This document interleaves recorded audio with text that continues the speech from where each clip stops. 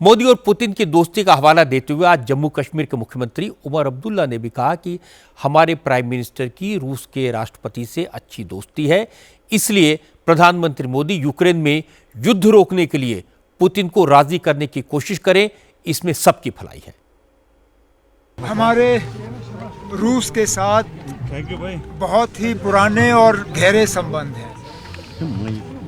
रूस ऐसा मुल्क है जिसने बार बार जब हिंदुस्तान के खिलाफ साजिशें हुई, जब जंग की गई, जब हमारे पड़ोसियों के तरफ से हम पे हमले हुए, तो रूस हमारी मदद के लिए सामने आई, चाहे हथियारों के सप्लाई में, चाहे यूनाइटेड नेशंस और खासकर सिक्योरिटी काउंसिल में अपने वीटो का इस्तेमाल करके। हमारे ताल्लुकात और बेहतर हों तो अच्छी बात है। कहीं ना कहीं अगर इन अच्छे ताल्लुकात का फ़ायदा किसी और मुल्क को भी हो सके तो हमें एतराज़ नहीं होना चाहिए।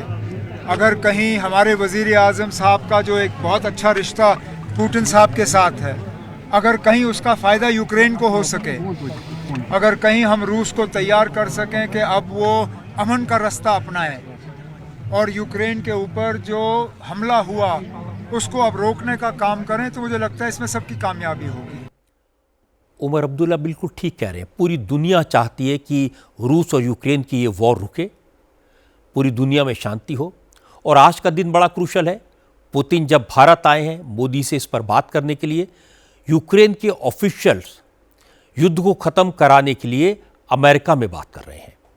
आज फ्लोरिडा के मियामी में अमेरिका के विदेश मंत्री मार्को रूबियो, प्रेसिडेंट ट्रंप के विशेष दूत स्टीव विटकॉफ और ट्रंप के दामाद जेred कुशनर यूक्रेन के डेलीगेशन से मुलाकात करेंगे। अमेरिकी नेता यूक्रेन को अपने हाल के मॉस्को दौरे का अपडेट देंगे और जंग को ख़त्म करने के लिए पुतिन ने क्या कंडीशंस रखी हैं ये बताएंगे। पुतिन ने अमेरिका से दो टूक लफ्ज़ों में कह दिया कि यूक्रेन को अपने दो सूबे डोनेस्क और लुहांस्क को रूस के हवाले करना होगा, तभी जंग खत्म होगी, क्योंकि रूस इन दोनों सूबों को हर हाल में अपना हिस्सा बनाएगा। यूक्रेन के इन दोनों राज्यों पर बड़े हिस्से पर रूस का कब्जा है और रूसी सेनाएं बड़ी तेज़ी से आगे बढ़ती जा रही हैं। इसलिए अमेरिका भी यूक्रेन पर प्रेशर बना रहा है कि वो ये दोनों सूबे रूस को सौंप दे, सरेंडर करके बाकी देश को तबाह होने से बचा ले। प्रेसिडेंट पुतिन से अमेरिकी डेलीगेशन की मुलाकात के बारे में प्रेसिडेंट ट्रंप ने कहा ये मीटिंग बहुत अच्छी रही। प्रेसिडेंट पुतिन बहुत सॉलिड कंडीशन पोजीशन में है और यूक्रेन के पास अब चलने के लिए कोई दाव नहीं बचा है, इसलिए ज़ेलेंस्की को समझौता कर लेना चाहिए। I don't know what the Kremlin is doing. I can tell you that they had a reasonably good meeting with President Putin. We're going to find out. It's a war that should have never been started. But I thought they had a very good meeting yesterday with President Putin. We'll see what happens. It's, when I was in this office and I talked about no cards, I said, you have no cards. That was the time to settle. I thought that would have been a much better time to settle. But they, in their wisdom, decided not to do that. They have a lot of things against them right now. But you have President Putin had a very good meeting yesterday with Jared Kushner and with Steve Witkoff. What comes out of that meeting, I can't tell you, because it does take two to tango. Ukraine, I think we have something pretty well worked out with them. They're very satisfied, considering. ये बात सही है कि Russia और Ukraine की war बहुत लंबी खिंच गई।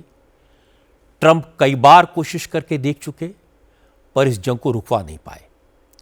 पिछले साल प्रधानमंत्री मोदी ने पुतिन से यूक्रेन को लेकर कई बार बात की थी और मोदी ने साफ साफ कहा था कि वॉर किसी प्रॉब्लम का सॉल्यूशन नहीं हो सकती। ज़ेलेंस्की भी मोदी से मिले थे।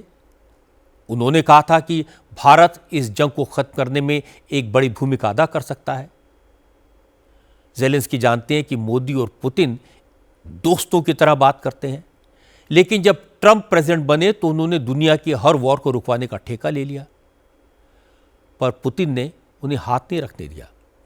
अब ट्रंप की कोशिश यह है कि किसी तरह से ज़ेलेंस्की को मनाएं, लेकिन पुतिन ने ट्रंप के सामने जो शर्तें रखी हैं उन्हें मनवाना अमेरिका के लिए मुश्किल होगा। आज और कल मोदी और पुतिन की जो बात होगी, जाहिर है उसमें यूक्रेन की चर्चा भी होगी। इसलिए अमेरिका के अलावा यूरोप के सारे देशों की नज़र मोदी और पुतिन की इस मुलाकात पर बनी रहेगी।